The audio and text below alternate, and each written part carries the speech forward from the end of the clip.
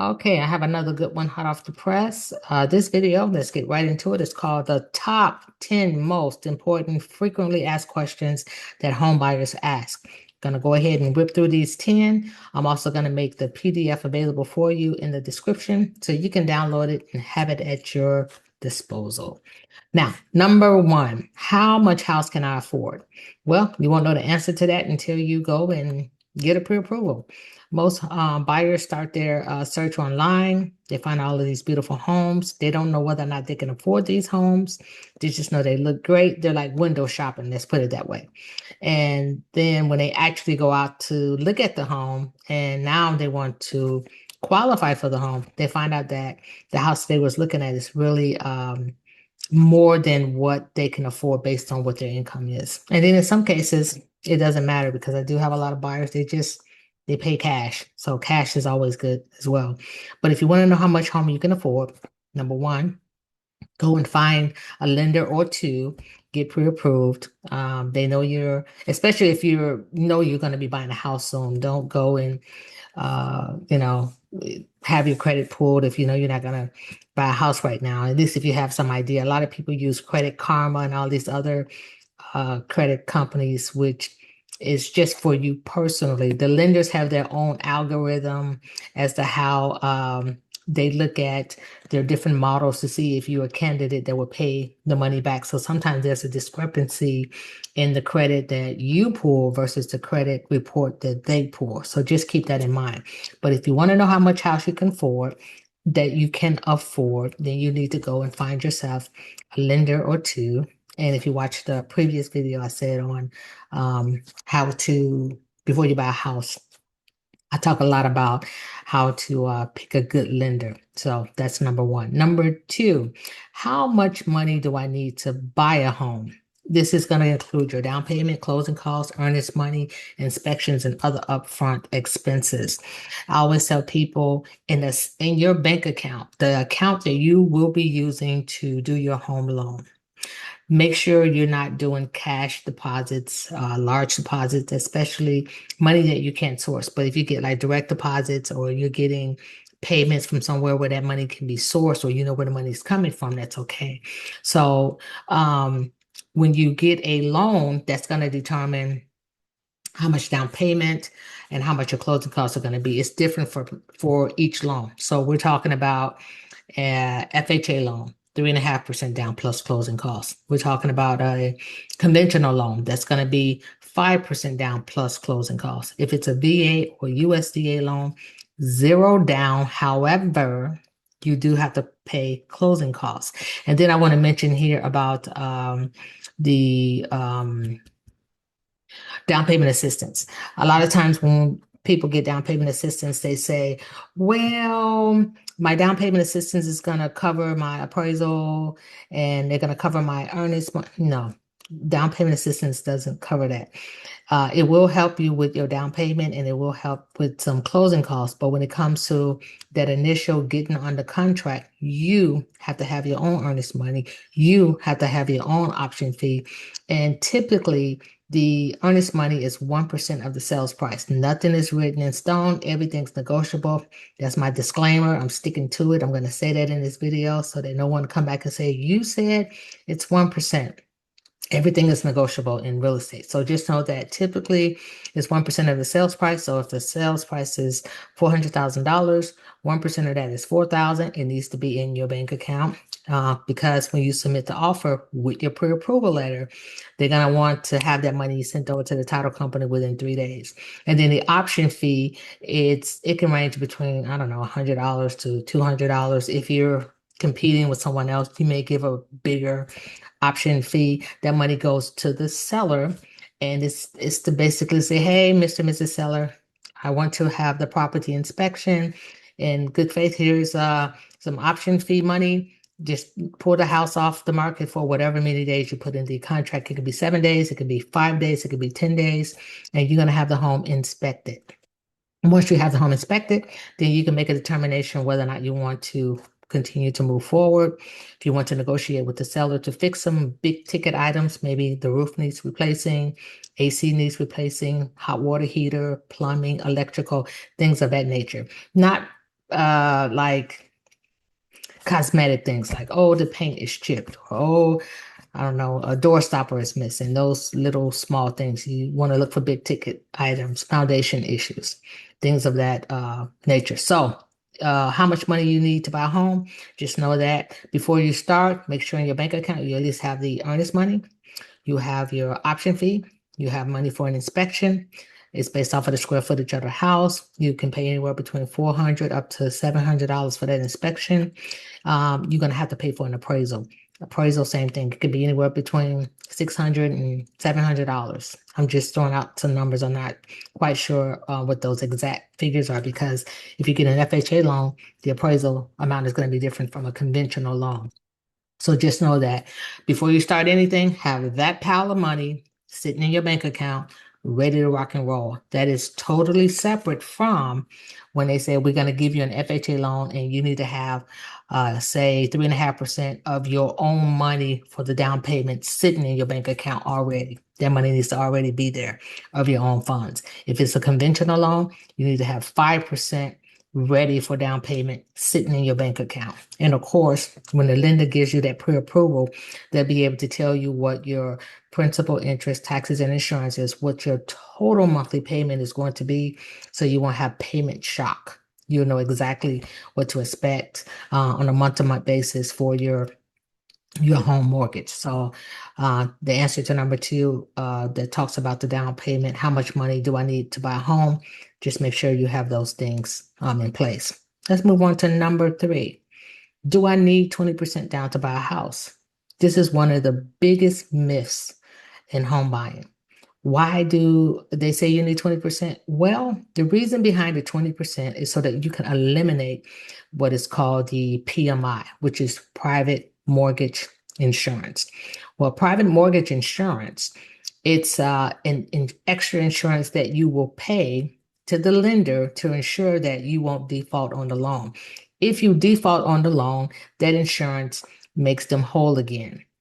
You can eliminate that insurance if you have a conventional loan, meaning it can go away. So the faster you pay that mortgage down within 79.99%, it depends on the lender. And if the value of the home goes up, you can get there faster as well. But if you pay more on principal, you can also get there. And that extra insurance it's based off of credit and it's based off of some other things too. But basically, it may be $125. It may be $150. It may be $160. But who wants to pay an extra $160 in addition to the principal and the interest and the taxes, and the insurance? And now you got the private mortgage insurance, but that can go away if you were putting 20% down. Now, another tricky kind of way to make it look and feel as if you put down 20% is to do something called a purchase money second or a second lien. How does that work? In order to do this strategy, you have to have good credit. And I'm talking maybe, I want to say maybe 700 credit scores or higher. So what it is you get an 80% first lien. And now the lender is like, wow, this is great. That person's putting down 20%. They don't care where that other 20% is coming from. They just know that the bigger portion of the mortgage coming from them is only 80%. So it's at that point in time that you don't have to escrow for taxes and insurance. You don't have to pay the PMI.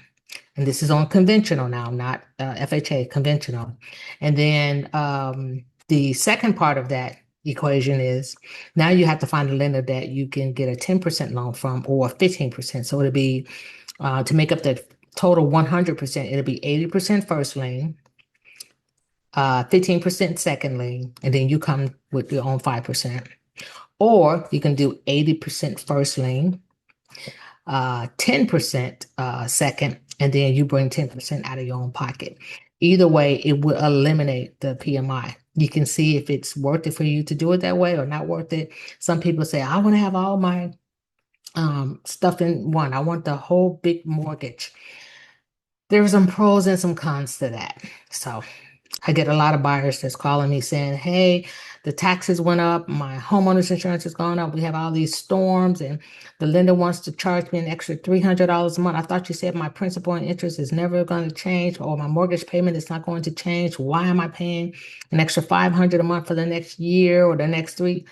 Well, if the escrow account has a shortage, meaning that, let's say your homeowner's insurance for the year was supposed to be $1,500, and because of all the storms that we have here in Texas and hurricanes and all of those things, now instead of $1,500 a year, they bumped it up to $2,000 a year. And normally the escrow account has a cushion, like 2 months cushion for the insurance. But in this instance, the cushion is eaten up because now the taxes that were normally, say, $8,000 a year, now the taxes are like $9,000. So that cushion has been wiped away. So now the bank has to make up for that cushion. And the way they do it is they will increase your mortgage payment so that they can get a cushion back into the account. So at the end of the year, they're not short on paying your taxes and your insurance. So just keep that in mind. But if you break it out where you don't escrow for your taxes and insurance, and the only way you can do that is if you're putting 20% down, you have more control. So if you're a good saver, you're not a spender, and you're not going to spend the money up at the end of the year, when you get your tax statements, if they go up, then you just pay whatever that statement is saying that you have to pay at the end of the year. But if the lender has control over the escrow account, you have to pay whatever they tell you to pay. You're at their mercy. There's nothing you can do about it. You can cry from here until, the end, but in the end. But anyway, just look at it this way. You don't have any control, but you have more control when you don't escrow for taxes and insurance. You just got to be disciplined enough to be saving every month that money into an account.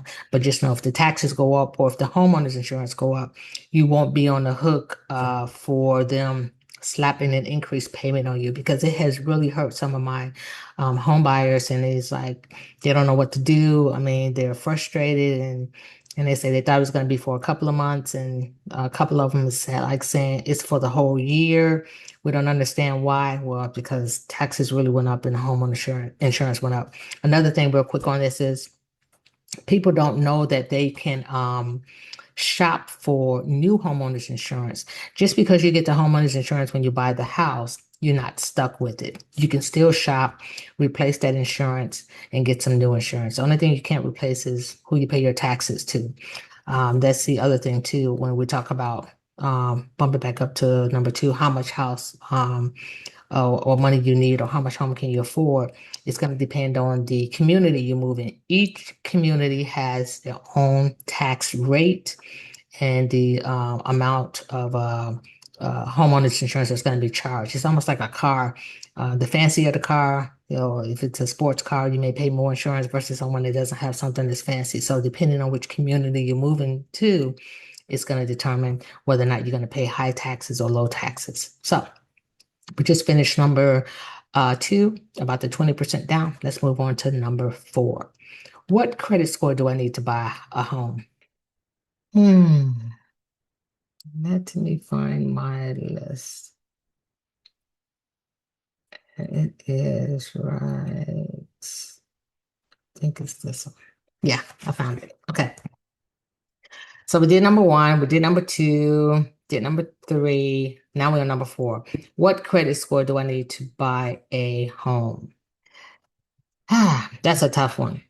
I say it's tough because, again, it depends. Everybody's situation is different. Just like you have like no two fingerprints are the same. Everybody has a different fingerprint. Believe it or not, no two loans are the same. They may get the same type of loan product, like they may all be FHA loans, but there's always something different going on with each individual loan. So until you know which loan product that you're getting, meaning FHA, conventional, USDA, or VA loan, it's difficult to say because FHA is more lenient and VA loans are more lenient for the home buyer than, say, conventional. Conventional is tough, hard. Got to have, I mean, they're very strict with credit scores and debt to income ratios. Whereas like the FHA people and VA, you can write a letter explaining yourself for certain things and stuff like that. So again, it's going to depend. But typically, If you have like a 580, you're doing FHA, you may have to put more money down. Um, in some instances, it just depends on what your assets look like. So if you have like, 401k accounts or you have more assets and things like that, it can kind of help you balance things out.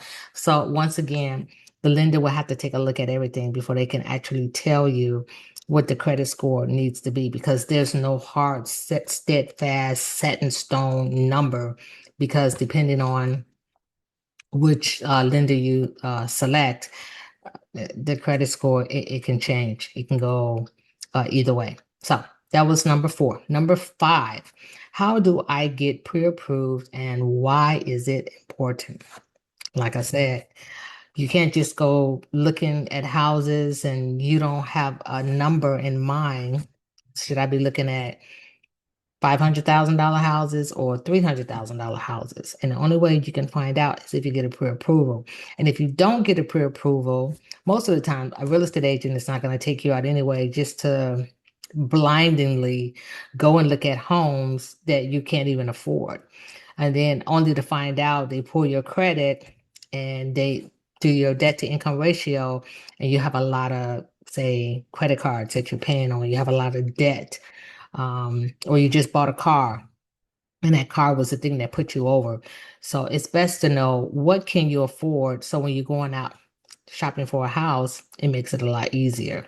So you want to get that pre-approval done. And then too, if you find a house, now you run the risk, like some of my clients almost did, of someone else taking the house, because now you got to go through the motion and the process of getting pre-approved. And if you take a day or two and then someone else comes along and the offer gets accepted, then now, you're kind of upset because you didn't get the house that you wanted, all because you didn't have the pre-approval letter in place in the first place. Okay, so number 6. What is the difference between FHA, conventional, VA, and USDA loans? That's kind of what I was talking about before. The major difference is the amount of money you're going to put down. Conventional, 5% down. FHA, 3.5% or 3.5%. VA loans, 0. USDA loan, 0. Those are those rural loans that's like out in like the boonies. And in certain pockets, you can get those USDA loans and there's 0 down. But remember, all the loans that have 0 down, you still have to pay closing costs. A lot of times people think, oh, I'm getting this house with 0 down. And in their mind, they're not even thinking about closing costs. So the shocker comes in when, for some reason, when they're getting their pre-approval, I don't know why they don't see that part. They see that, oh, I got closing costs to pay. Where did this come from? I thought it was 0 down. Well, down payment has nothing to do with closing costs. You have down payment plus closing costs. Please remember that. If you don't remember anything else, remember that. It's always down payment plus closing costs. Same thing with earnest money. Earnest money goes with the contract. It's just showing, hey, in good faith, that money will be subtracted from your total closing costs, though. So don't think you're just giving that money up and it disappears. It's sitting at the title company in escrow so that when they start balancing the numbers out at the end, that money will be subtracted from your total closing costs. Number 7, what happens after my offer is accepted? This is beautiful. I love this. This is where many buyers become anxious because they don't understand the process. And this is kind of what I was talking to you about. So let's do a role play. You have your pre-approval letter. You went to the lender, you got pre-approved, you have the letter, you know how much house you can afford. Now you're shopping for homes, you find one, beautiful. The letter goes with the offer, you submit it. The offer gets accepted. The seller says, hey, this looks good. We want to sell you our home. Now, what comes into play are those things we talked about before. You have 3 days to get that earnest money and option fee over to the title company. You may do it via cashier's check. Maybe you write a personal check. Maybe you wire the money over. But before you do any of these things, make sure you check with your real estate agent, check with the title company on the phone to verify, because there's a lot of wire fraud and people snatching up, your money out of the air. So you want to just make sure you check and verify. I think Ronald Reagan said that, but you want to check and verify. I'm dating myself. But anyway, so that money needs to get over to the title company immediately. Once that money gets to the title company, while all of this is going on, now you need to order your inspection. So you'll have the call your inspector up and say, hey, I'm buying this house. I need you guys to go out there and inspect this home for me. They'll try to get out there within a day or two. They inspect the home and then they go over their findings with you. And if you put in there 7 days, then now you get with your real estate agent. Y'all going to talk about if they need to, I don't know, fix the AC or fix the electrical box or paneling or something like that, or put a drip on the hot water tank, whatever comes back. Then your realtor will get with you and y'all will negotiate with the seller to either give you some money to fix those things, or they say they'll take care of it themselves. So once they finish doing all of that good stuff, y'all come to a happy medium.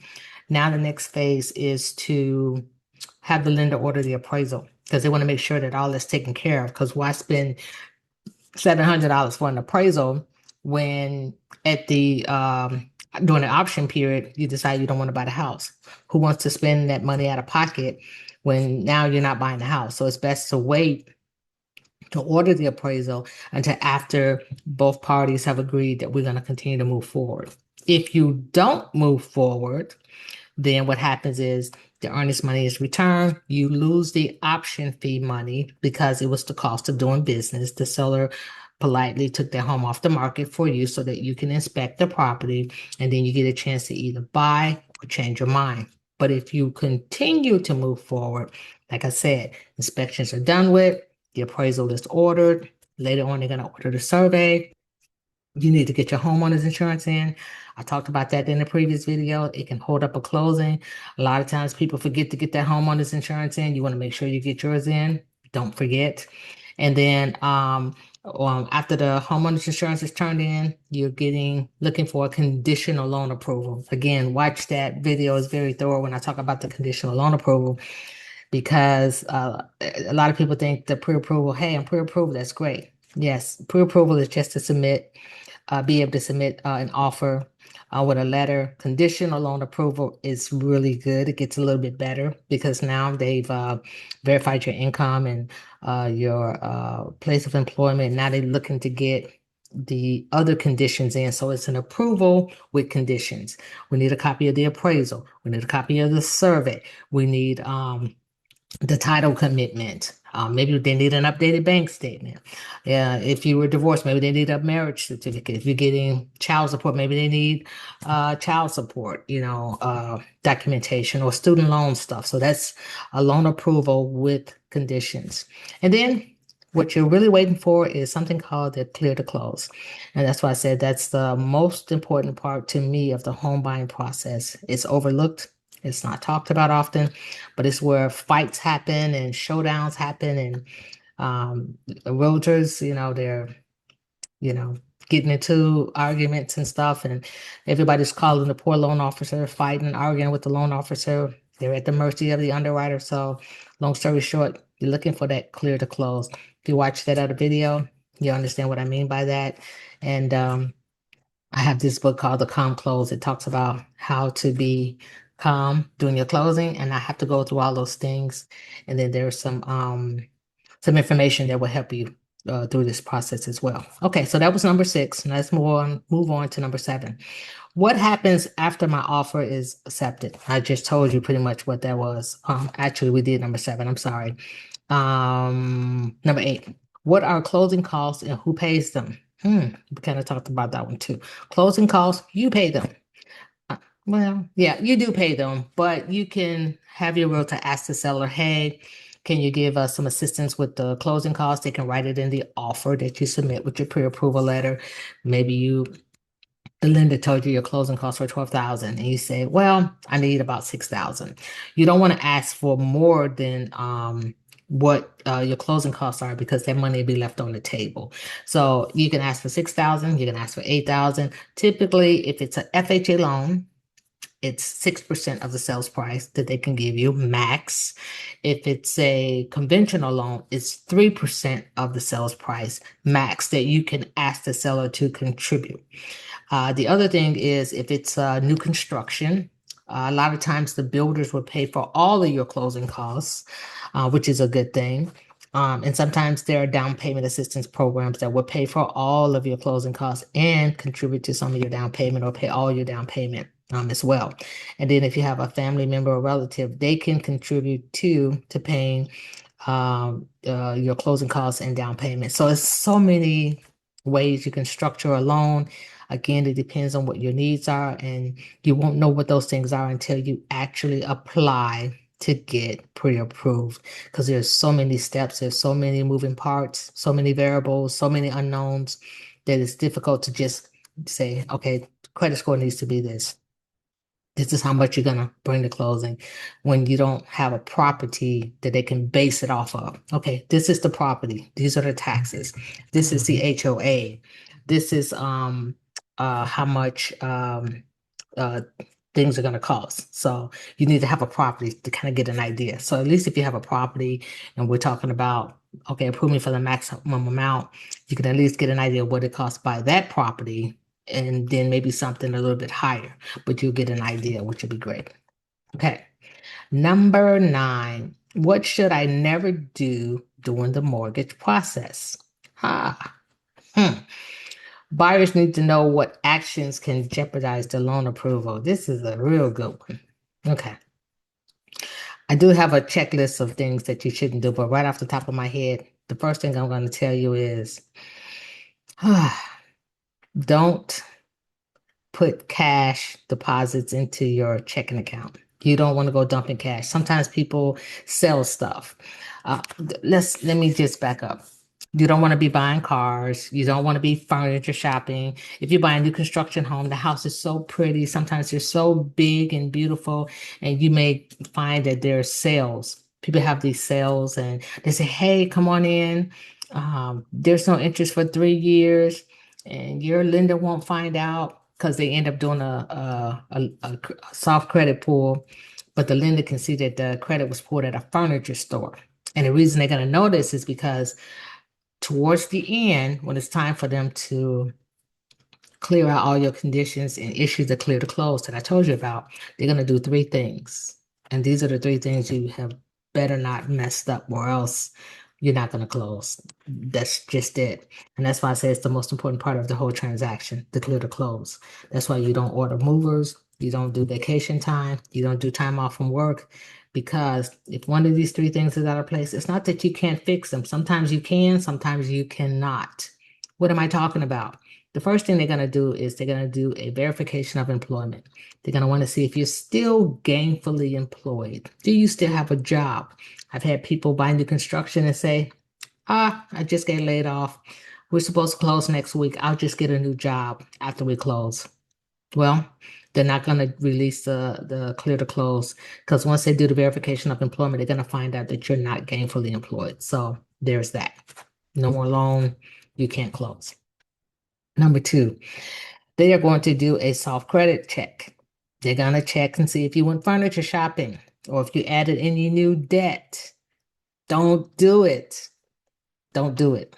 Because if you do, you know what's going to happen? It's not going to be that you can't get the loan. If your debt ratios were already tight, what's going to happen is it's going to bump your debt ratios up higher past what the loan requires, which means you now can't get approved and you won't get the loan. Or maybe you don't have any debt and it bumps it up. They still have to rework all the numbers and stuff, all because you went out furniture shopping too soon because you were getting such a deal on that interest that you didn't have to pay that you just had to have it. And they said, don't worry.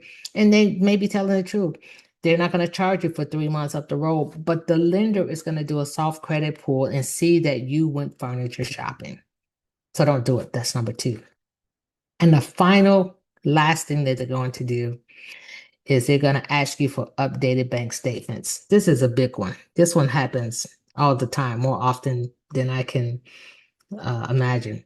But you can't be dumping large about to cash into your account thinking that you're going to get away with it. Because what's going to happen is the lender is going to request an updated bank statement.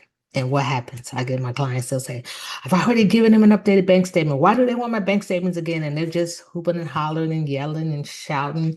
And I've already told them at the very beginning now, we're singing Kumbaya, we're having fun, you having fun, I like you love me, we all having a good time. And I don't want you looking at me side-eyed when they ask you for this updated bank statement, because if you refuse to give it to them, I know you did something you weren't supposed to do. So what do? They have garage sales. They sell jewelry. And what do they get?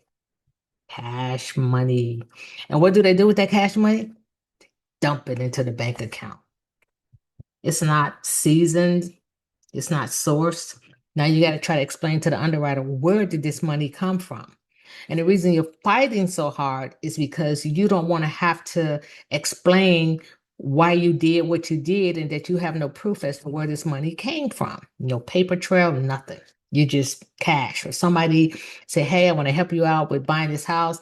Here's a gift. You go $2,000 or $3,000 and you go dump that money in the account. You can't do it.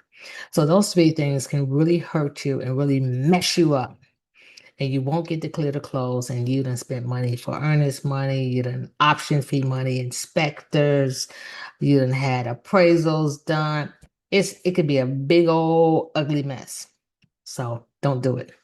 And then, of course, sometimes if the clear to close isn't issued, the underwriter may be waiting for you to turn in some documents, and then everybody want to call and bug the loan officer, poor loan officer, because they're at the mercy of the underwriter and then poor title company because they don't know anything. They're just sitting on at the end waiting to receive you and have you sign out your documentations, but they're just calling the lender, calling the lender, calling the loan officer. Then the buyer's calling the loan officer, calling the loan officer. The loan officer doesn't know anything except for what the underwriter is going to communicate back with them. So go watch that video and you see what I talk about in that. So those are some of the major things you don't want to do so that you don't mess up your loan. Okay. And then the final thing is, how long does it take to buy a house? That's a really good one. So buyers, they want to know the timeline from pre-approval to getting the keys. So this is the deal. Typically for FHA, I like to give the lender anywhere from 30 to 35 days. Sometimes they can do it a lot sooner. Just say max 45 days. If stuff is happening, typically they can do it within 30 days or less. And believe me, they're gonna use all those days because your documents are gonna be going in and out, in and out. And every time your file goes in, the processor tries to do one and done, get everything in, because the underwriter is not just working on your file, they're working on maybe 500 other files. So and then if it gets to the end of the month and you have to go in and out, you might as well get an extension, because now you thought you were going to close on a certain day. Now you're not going to close on that day, and you need to get an extension so that you don't be out of contract and the seller don't change their mind. So you need to get that ahead of time too. That's why you don't order movers. You don't order vacation time. You don't take time off from work, because any and everything can happen unless you get something called the CTC, which is the clear to close. You will not close. Period. End of story. End of discussion. There's nothing else for us to talk about. Okay. So again, how long does it take to buy the house? It's when you sit on stuff, if they ask you for things and you went in your spam and you forgot about it and you say, oh, I'll get to it in a couple of days, it's eating up. Just count that 30 days subtraction. I didn't do anything for 2 days and I got 28 more days. They ask for something else. You waited 2 more days, subtraction. Trust me. Then when you get to the end, now you're rushing. Oh, I need to, they say, they'll call me. I've been waiting on your buyer to send this thing in for a week now, a whole week. And then, of course, I already told you, homeowners insurance can be a way to hold up a closing too. They can want to issue to clear the close, but your buyer hasn't sent in the homeowners insurance yet. Well, it's important because the lender is going to be the lien holder, and they need to put the loan number on the homeowners insurance and a mortgagee clause on there as well. So those things can hold your closing up. And like I said, to buy the house, it could be 45 days. Oh, this is what I wanted to say. Sometimes you'll get lenders that are saying, we can close you quick. We can close you in 10 days. It's very fashionable. They want to say they pride themselves on being able to close you fast. You don't want a fast closing. Any and everything can happen. And if you wrote in the contract that you're going to be doing a fast closing and there are complications and you gave earnest money and in there it said you were going to close in 14 days and you don't close in 14 days because it's going to take another week, you can possibly lose your earnest money. So you want to give the lender as much time as humanly possible to close your loan. And guess what? If all is done and they finish early and it was a simple file, you can request to close sooner. Say, hey, we got done in 14 days. Can we close, sooner? And trust me, everybody wants to close sooner. They'll say yes, and you just close sooner. But don't fall for the let's close quick lenders, because any and everything can and any and everything will happen. So that's all I have for you for today. I'm going to make this a downloadable PDF like I told you, and I will see you in the next video.